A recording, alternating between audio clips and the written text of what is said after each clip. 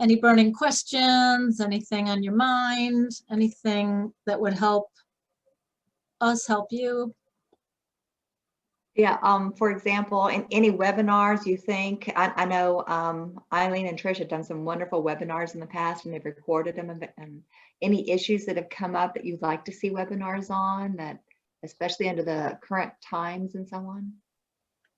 Eileen, there's a question in chat. At virtual induction ceremonies, how is the signing of the roster handled? Great question. We're using the pledge for students to type in chat, and we're using sort of that as sort of the roster as signing. So it's sort of just sort of recording their membership and acceptance. So in other words, I read the pledge, I read it sort of slowly. They're all over the country, so you know, they're just sort of, they can say it out loud if they want, but then they write "I accept" in chat. And but you've brought up an interesting idea that, you know, certainly as a chapter you could create a Google Doc and have them all sign it there. That might be something to do. We wouldn't necessarily incorporate that into the ceremony, but I could mention it in the middle of an online ceremony to say your chapter is going to have, or I could actually post the link and students could sort of sign a Google Doc. Might be something you want to do. We're not real strict about chapter roles. Not everyone does them.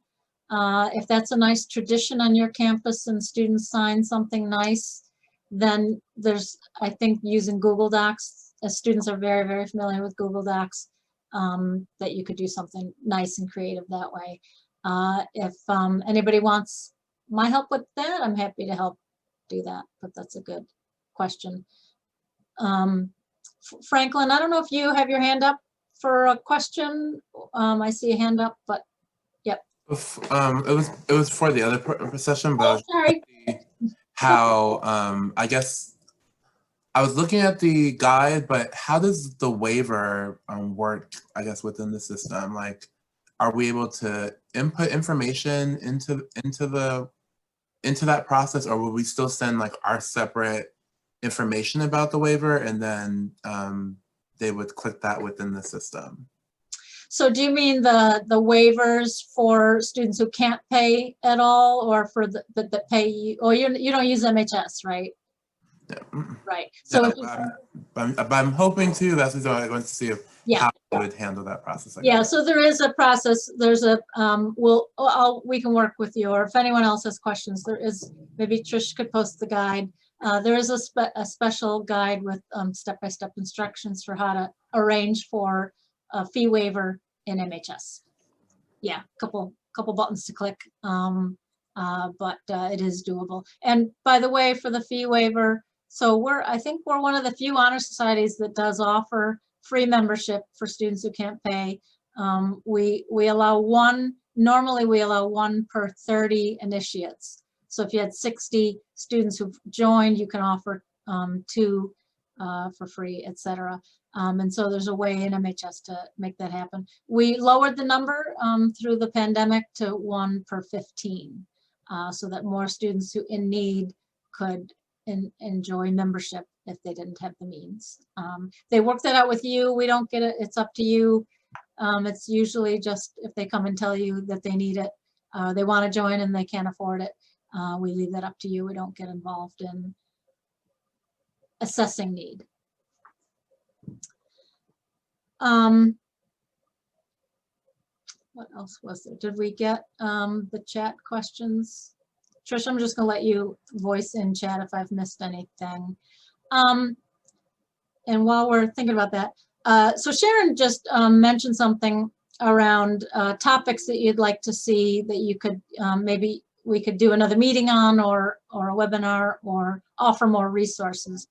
I'm going to share a form that we're going to ask the students to fill out, but I want to ask advisors too. Some of the questions might be a little bit more geared towards students, but it's certainly advisor friendly. I'm not calling it an evaluation form of the conference per se, but it does ask a couple questions about the conference. But it also asks what are some topics you'd be interested in us covering at future conferences, future online opportunities. So I just created it. I'm calling it the conference feed form, but would love to receive, I just put it in chat, not necessarily now, but at the end of tomorrow, if you're gonna stick with us for the day and into tomorrow, if you could fill this out in the next week or so, we'd love to get your feedback. Who has issues with students questioning the veracity of the ALD invitation because they got 6 other invitations and they don't want to join any of them because they all look like scams? Or what are some other group, like, I'm wondering what other groups are out there that students are getting invited to, and is there anything we could talk about related to how to convince students that we're legitimate and worth something, that we're worth joining? Hi, this Hi. is Michelle from Cal State Monterey Bay. I'm our vice president. Hi, Michelle. And hi. And we talked to some of our general members, and we found that not only does that kind of warning at the top alarm them, and they think that it's perhaps a scam, but also sometimes the email template, it's a little bit wordy, and people like visual emails. So at least this year, our chapter's been implementing a monthly newsletter, and we've also done that for recruitment, and it includes a lot more pictures. It's better for visual learners, and also with monthly newsletters, you can embed links and QR codes. So it just helps to bridge a gap between a very wordy message that people are more likely to skim over, just by inviting people. That's great. So thank you for that. So QR codes are interesting to me. 10 years ago, they were, I think, big, and then I thought they sort of were less popular, but I believe they sort of have made a resurgence. Is that correct? Yeah, I mean, at least for us, at least for our demographic, we're pretty much always attached to our cell phones. Yeah. So we always have it on hand. So for those who are on their computer all the time, it may not be as helpful, but that's why embedding the link as well helps double dip. Yep. But just because a lot of students have their phone on them, it's really easy. And it's a little bit more interesting and engaging. Sure, right. That's great feedback. And I agree with you. Our templates in MHS anyway for the email invitation used to be a lot longer. If you think it's wordy now, you should have seen it. It used to be a lot longer. We're trying to cut back, and I think we maybe need to take a look at that over the winter break and see if we can even cut it back even more. I think it is wordy, so I appreciate that feedback. And Trish, let's see if we can add more pictures. Absolutely. Eileen, there's also another question in chat. Sue Nichols is asking if you ever pair up a newbie advisor with an advisor at another institution who's been doing it a long time. That's a great idea and a great question. If there's willingness, we would love to do that. Oh, good. Thank you, Lisa Starr from Southern California. Happy to help. All right, Lisa's going to get assigned to 17 new advisors. Thank you, Lisa. No, oh, whoops. I think my car's running. I'll see you all later. I gotta go. Yeah, that would, and Erica. Oh, Erica, I'm gonna put you on the spot. Erica, are you there? Let me see if I can find you. Got so many faces. Where's Erica? There's Erica. So I just have to take this moment to announce that we have our very first international chapter. So we have been exploring that idea for years.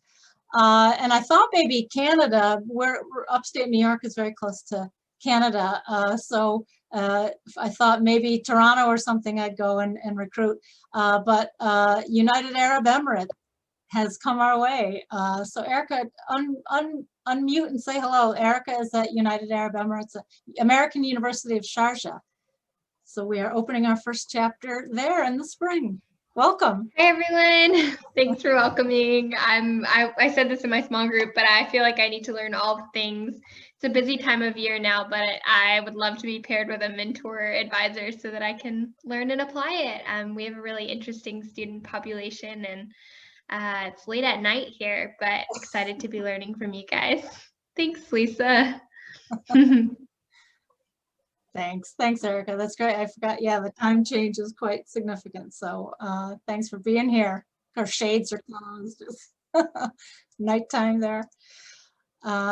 Great. So we're very excited about that, and certainly. And by the way, at least I'm going to show this in my opening presentation at 1 is a whirlwind of activity in terms of new chapters forming.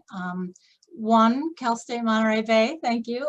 We had a new one this past year, and about 10 more that we're supposed to install in the spring that didn't, and so we're extending them into this year. So we'll have at least, I think, 11 or 12 new chapters this year from all over the US, and I'll announce those chapters in my next presentation. But so we're going to have a lot of new advisors. So back to that idea of pairing with those who've done it a long time would be great, and I'd love to do that. If you want to mention that, if you do fill out that follow-up form that I sent earlier, I'm going to actually send it again.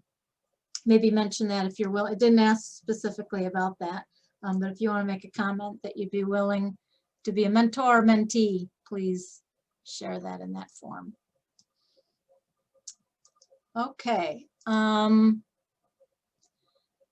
Anything else? We've talked, maybe Trish, if you could, Trish is doing quite a great job on the behind the scenes, like helping me just mention something. And can you pull that up? The ACHS page. So I just want to mention just one last thing about these other organizations. I won't get into it too much, but you know, Alpha Lambda Delta, we pride ourselves on being a certified honor society, and that means that we're members of ACHS, which is a national certifying American Association of College Honor Societies. Not all of these other organizations are not, and that means they're not really inviting students on academic merit. They're inviting anybody to join. Their fees are very high. They're not for-profit, so they're profit-seeking organizations. So there's just a lot out there that, again, students are getting invited to. So we like to sort of compare ourselves to, not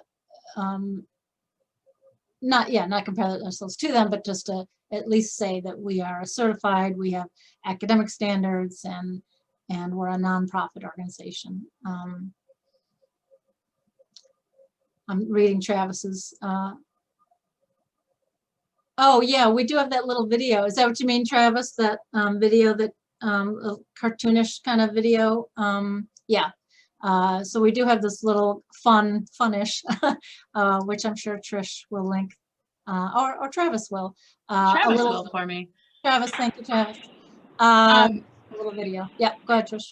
I'd also like to mention that Eileen and I both serve on various ACHS committees, and one of the things that we're working on right now, not only for ALD, but for kind of all other accredited honor societies, is a comprehensive message about some of these fake honor societies. So that should be rolling out in the next month or so, and once that happens, we'll be sure to kick that out to you guys. But just know that that ACHS is aware of it, and that the resource is being developed. And just to piggyback on that, and I think we'll wrap up. So there's one organization in particular that confuses a lot of your students. A lot of students invited to Alpha Lambda Delta get this other organization, one in particular that not only confuses them with ours for a couple of reasons, but charges them repeatedly, charges every semester $60 or something. And then they come to us, and Christine, if she's still here, can attest to this. You know, they complain to us, you told me this, your fee was a one-time lifetime, and you just charged me $60 more, and you must be a scam. And can you send us, you know, the email receipt you got? And sure enough, it's this other organization called honorsociety.org. And the reason it's confusing is because honorsociety.org is a little similar to My Honor Society, which is our MHS. So it doesn't look anything like it, but it can be a little confusing. So the thing Trish mentioned is that we're gonna post the honorsociety.org's invitation online just to say, this is not us. We're not saying anything bad about them necessarily. We're just saying it's just not us. Don't confuse the two. But students are definitely paying more than they intend to pay because they think they're joining us. Okay, so more resources on that. I think there's about 10 minutes left before 1 o'clock, and I think we do need a break to get ready for our opening session. I hope you can all join us for the opening session and for all the other sessions the rest of the afternoon. Your students will be here any minute. I think some are in the waiting room now. So we'll see you at 1 o'clock. Thank you. Thanks for being here. Thanks for all your input.